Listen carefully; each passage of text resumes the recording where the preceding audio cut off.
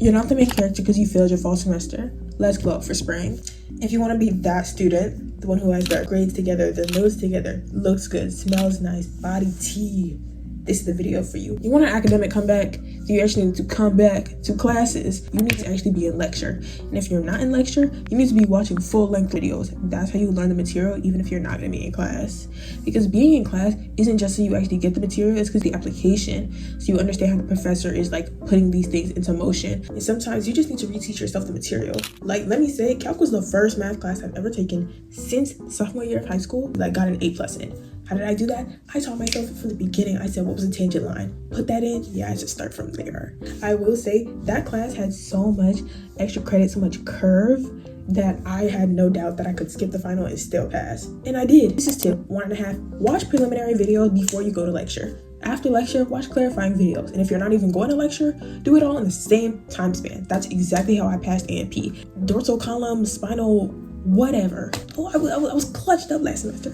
Trust, like literally, if you watch a preliminary video, you have an idea of what you know and don't know. You watch the lecture, you get a specific instance into like what you should know. Go into the clarifying videos, a deep dive into what you like have to know for the exam. Tip 2, have something you can focus on while you're studying. For me, I need a sponsorship because the way I go through bags of B's when I study A&P, oh, it's past serious. Like, I don't know what it is. I actually do. I think it's the fact that I'm chewing while I'm like learning. I think it's similar to like the doodle method, but since both of my hands, I got one hand on the computer, one hand on my pencil, I don't have a free hand. You know what I do have? Teeth.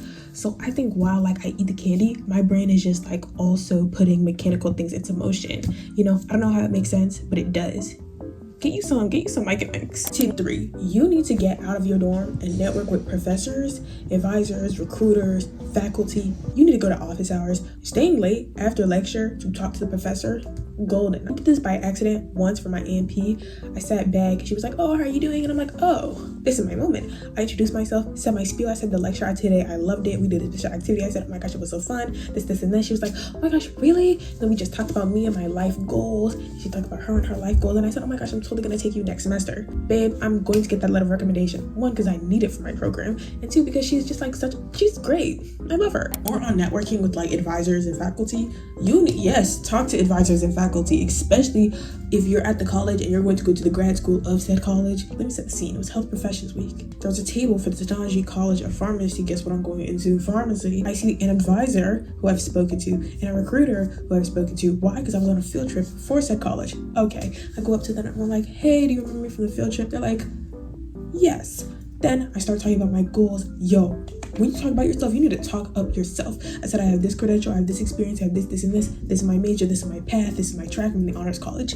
Boom. They're like, you know what? These are such great questions because I'm asking really good questions. Why don't you email me? We'll see what we can do. Okay.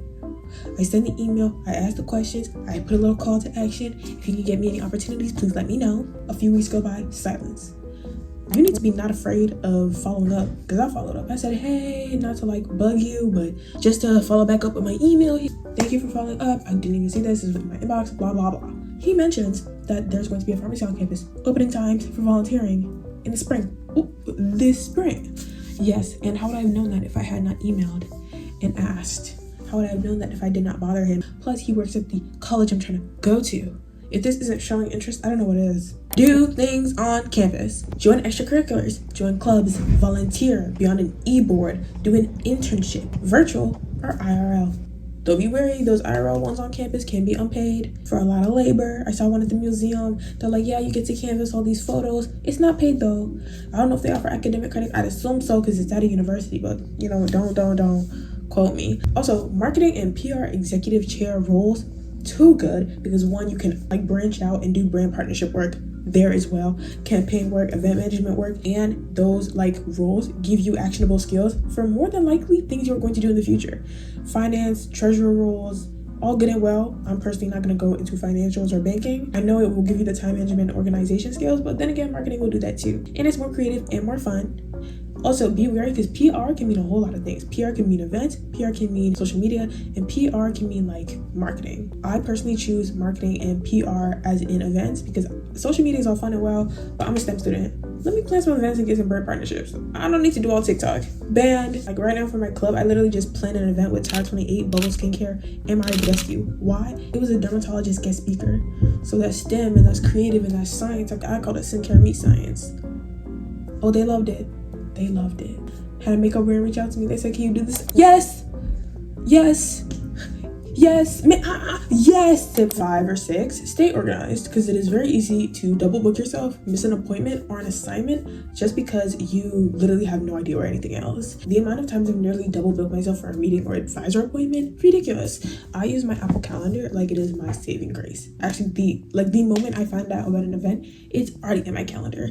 Already with the date, the time, the location, address included. I'm telling you, everything is there. If you note down events, the moment you see them, you'll never miss. If your resume is not the beefiest, get on LinkedIn. Like, I'm actually yelling at you. Get on LinkedIn. LinkedIn is one of the best platforms for growing professionals. I love it. You can network with recruiters. You can network with people horizontally, vertically, people ahead of you, people in the same range as you. The amount of times I've messaged recruiters, gotten references. I literally had an interview last Friday. I messaged someone, a recruiter who wasn't even in like a sales offer. I was like, hey, I'm really excited about this role. I applied to it. She's like, yeah, I'm going to send your name to the lady doing the interviews. I did the interview. She's like, yeah, I got your name from boom. I'm in. And your headline, experiences, and connections are the most important thing for you as an undergraduate student. Your headline, put your school or put an internship that you've done or put a role that you're currently in. Whichever is the most impressive, that's going to be the first thing people see about you. Then build it out with skills, then put experiences, right? So my headline right now is events coordinator at PAMSA, as well as campus representative for Bubble and campus insider for Mario. Posting is a great way to brag about yourself and tag the people you want to get in connection with. When I hosted the Skincare Meet Science event, I tagged all the brands that I worked with, as well as all their representatives or like the managers that I worked with as well. Then I tagged all the brands that I wanted to work with but didn't get. Got a lot of comments, got a lot of reactions, but I also got an inbound by a makeup company. I know I mentioned this, an inbound by a makeup company, and they were like, hey, can you do this? Yes.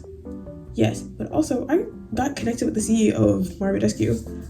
Oh, I didn't know. I didn't know that was possible. Follow early career pages and recruiters because that's the best way that you're going to find applications for small internships or even big internships. Adobe, Adidas, Inuit, Duolingo. I found the Province Beauty application because I would literally just go searching skincare college ambassador every single day. Search.